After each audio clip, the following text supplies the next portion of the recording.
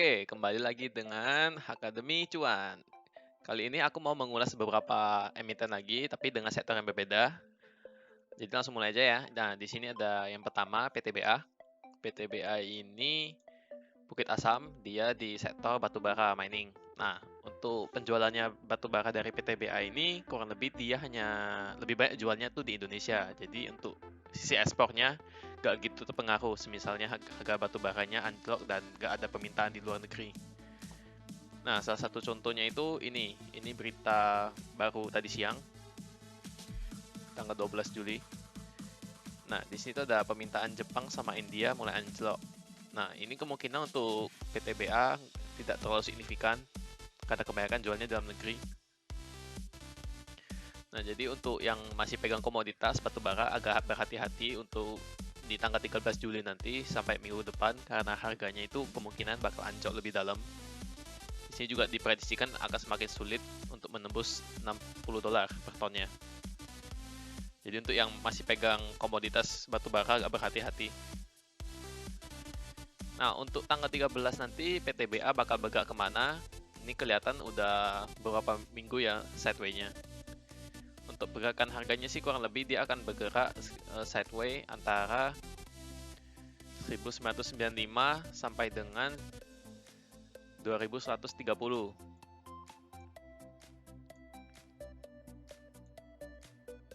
Nah, di sekitaran sini. Ini masih sideway-nya dia. Jadi kemungkinan di hari 13 besok, di tanggal 13 besok, India masih akan bergerak sampai 2050. Kemungkinan dia akan koreksi sampai sini dulu. Nah, untuk 2050 ini kemungkinan akan ketahan lebih lama dan gak menembus sampai 1995 ini. Karena di sini terdapat moving average-nya yang 60 di sini. Jadinya agak aman. Nah, sideway-nya kalau lebih sekitaran segini. 2050 hingga 2130-an. Hingga nanti ada berita batubara yang lebih bagus, baru dia bisa menembus level ini. Sampai 2280-an untuk menutup gapnya yang ada di atas. Jadi di sini ada dua gap ya. Jadi kemungkinan dalam waktu dekat dia bisa menembus 2280 atau sampai dengan 2430. Nah, di sini ada dua gap yang harus ditutup nanti. Itu untuk pergerakan PTBA minggu depan, kemungkinan masih sideway antara 2050 sampai dengan 2130.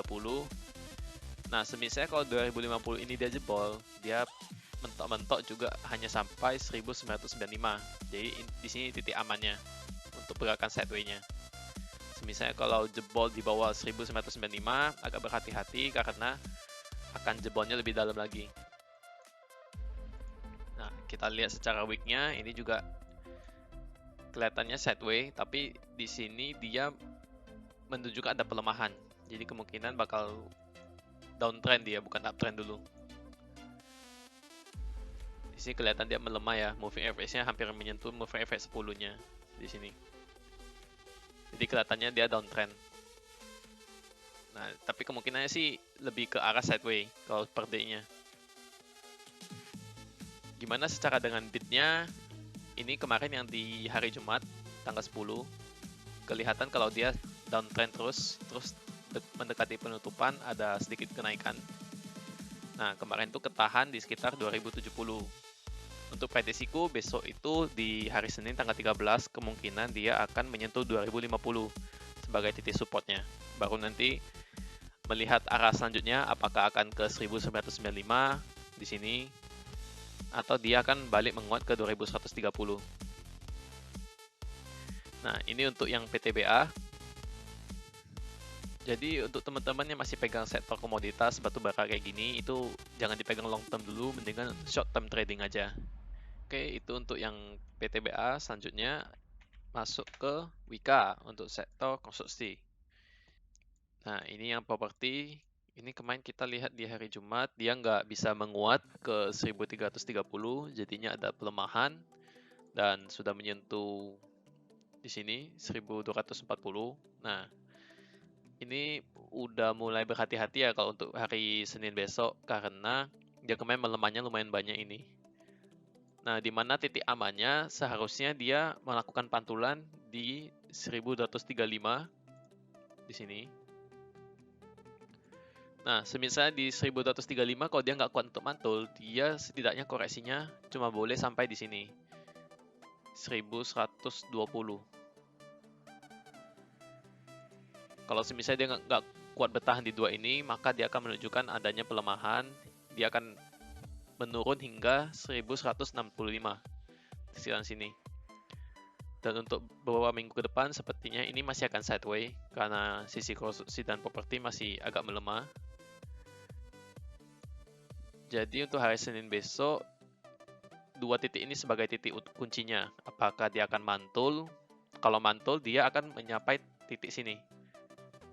1130 untuk swing ke atasnya. Nah, semisal kalau dia nggak bisa uptrend, terus malah jatuh, tiga titik ini kuncinya untuk titik amannya. Kalau misalnya dia sampai melewati 1165 ini, dia kemungkinan akan menurunnya lebih dalam hingga 1115. Nah, jadi di sini titik amannya. Sekitar sini ya. Itu untuk Wika. Nah, jadi aku nggak bisa ngomong terlalu banyak karena ini masih lumayan sideways untuk kelihatannya. Tapi secara pergerakannya, ini titik kuncinya yang aku berikan sekitar sini.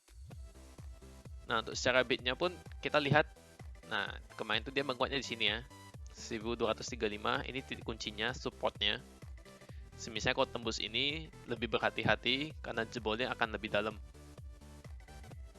Jadi untuk seminggu, 2 minggu ini masih akan sideways. Kemudian untuk saham yang ketiga, di sini aku mau mengulas ERA. Nah, untuk yang ketiga ini si ERA lumayan sideways ya kemarin kelihatannya. Nah, di sini dia ada penguatan di sini.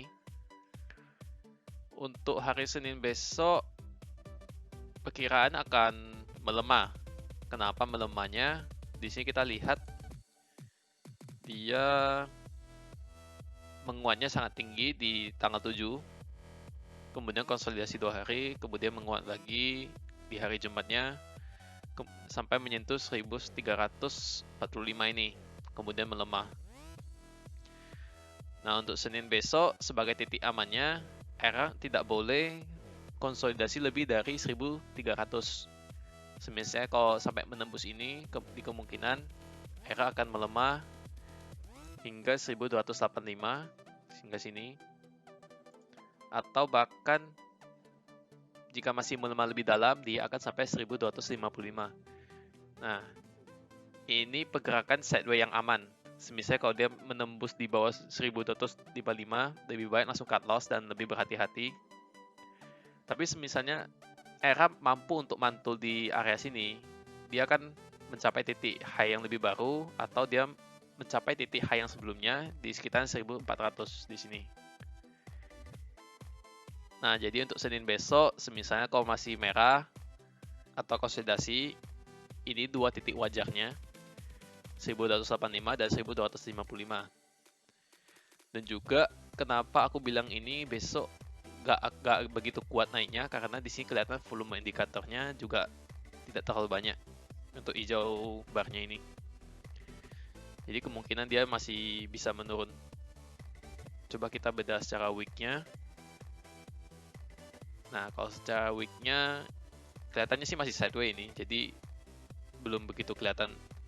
Tapi yang pasti dia ketahan di sekitaran sini, di garis biru ini. Nah, coba kita lihat secara bitnya seperti apa. Untuk ERA kemarin ini ya, di hari Jumat, bitnya 31.000 dibanding dengan over 73.000. Jadi lebih banyak yang mau jual ketimbang yang mau beli.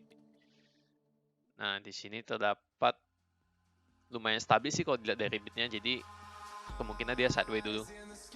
Tapi yang menarik di sini adalah foreign buy-nya itu lebih tinggi ketimbang sell-nya. Jadi ada kemungkinan untuk beberapa hari ke depan ada penguatan, tapi yang pastinya besok itu masih 50-50 antara dia mau menguat atau melemah.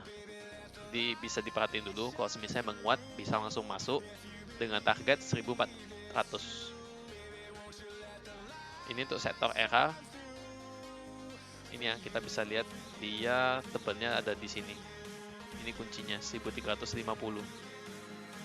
Di sini dia. Jadi kalau misalnya 1350 ini break, dia akan mencapai 1400. Oke, next dari sektor farmasi ada KLBF, KB Pharma. Nah, ini kemarin lumayan banyak ya pengurangannya, hingga 1470. Untuk KLBF ini kemungkinan besok bisa menguat, bisa juga turun lebih dalam. Nah, kemarin dia tuh menurun, udah sampai titik supportnya ini 1470. Jadi untuk KLBF di hari Senin besok lebih baik wait and see dulu.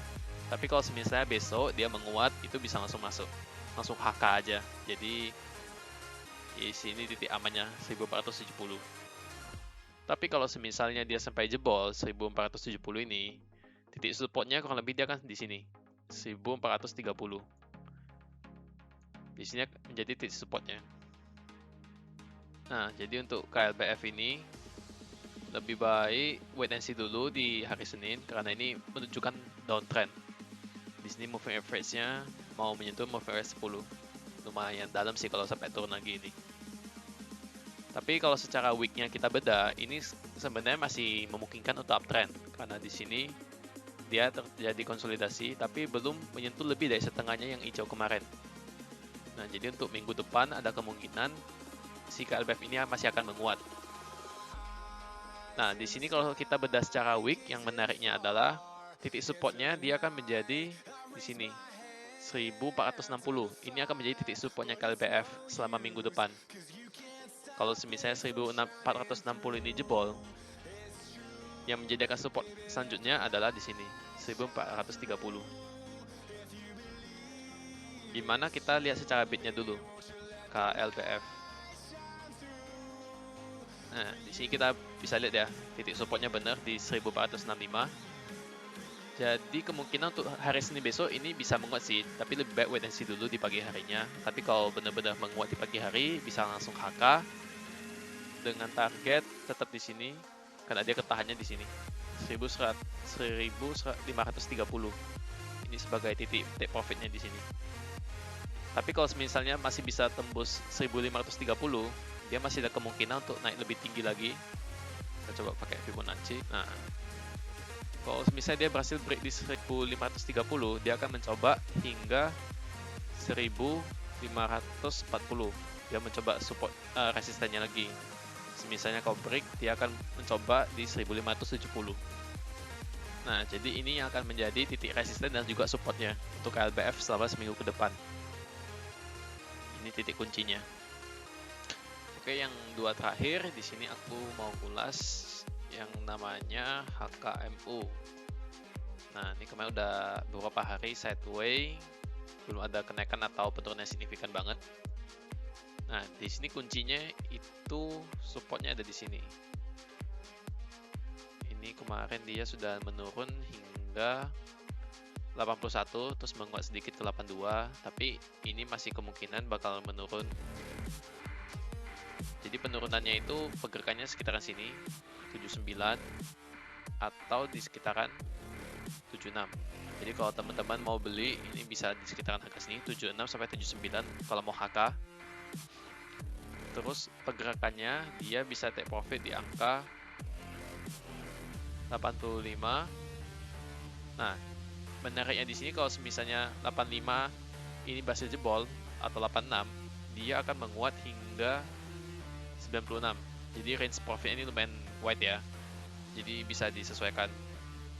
Tapi ingat ini saham gorengan, jadi bisa dibanting kapan saja. Nah, ini take profit amannya. Misalnya kalau tembus 85 bisa ambil di 90. Kalau masih kuat bertahan bisa ambil take profitnya di 96. Untuk HKMU besoknya itu ada kemungkinan menguat karena di sini kelihatan volumenya. Volume jualnya itu lumayan sudah menipis, tapi masih ada kemungkinan untuk turun. Jadi lebih baik wait and see dulu besok pagi seperti apa. Ini kalau kita bedah secara weeknya juga, dia udah hampir mencapai titik atasnya, yaitu di 86. Ini sebagai resistennya. Jadi 858 Mi resistennya, kalau bisa tembus, dia baru bisa ke 90 atau enggak 96. Coba kita lihat secara biddingnya ya. Nah, jadi kemarin tuh udah lumayan tebel ini yang mau jualan. Yang mau beli juga mulai menipis. Jadi kemungkinan sih ini bakal menurun hingga range-nya 76 sampai 79 dulu untuk HKMU.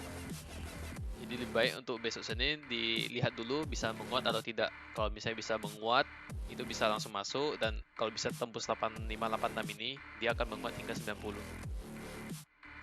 Itu untuk saham gorengan HKMU, jadi kalau masuk sini agak berhati-hati. Terus yang untuk saham terakhir, ini yang kemarin lumayan hot juga, yaitu KRAS. Nah, ini kemarin menarik ya ini, untuk saham yang KRAS ini. Dia pernah menguat lumayan kencang, terus sideway, tutup gap, terus sideway lama, baru naik kencang lagi. Nah, jadi kemungkinan ini akan terulang kembali lagi nih untuk si kerasnya, karena dia ada pola yang sama. Di sini di tanggal 8 bulan 6 itu menguat kencang, terus sesi 2-nya dibanting, terus dia mulai melemah. Jadi untuk keras ini kemarin tuh dia juga ada gap ini di tanggal 10-nya kemarin di hari Jumat. Jadi dia ada gap, dia mulai opennya di paginya itu 350, terus menguat sampai 388. Terus di sesi kedua mulai dibanting untuk nutupin gapnya di 346. Jadi kemungkinan ini masih bisa menguat kencang karena gapnya udah tertutup. Untuk KRAS ini agak susah lihatnya ya karena lumayan tinggi. Jadi pakainya Fibonacci untuk carinya. Nah, di sini dia masih ada potensi naik hingga 400. Dan secara bidnya pun dia masih menarik. Nah, di sini kita bisa lihat secara bidnya kemarin ditebelkan di 1 juta lot di 350. Nah, jadi di sini tuh untuk KRAS besok masih ada potensi untuk naik. Jadi kalau misalnya besok pagi masih menguat, itu bisa HK dengan take profit range-nya di 400. Oke, sekian dulu dari video Akademi Cuan kali ini. Sampai berjumpa di video selanjutnya. Dadah.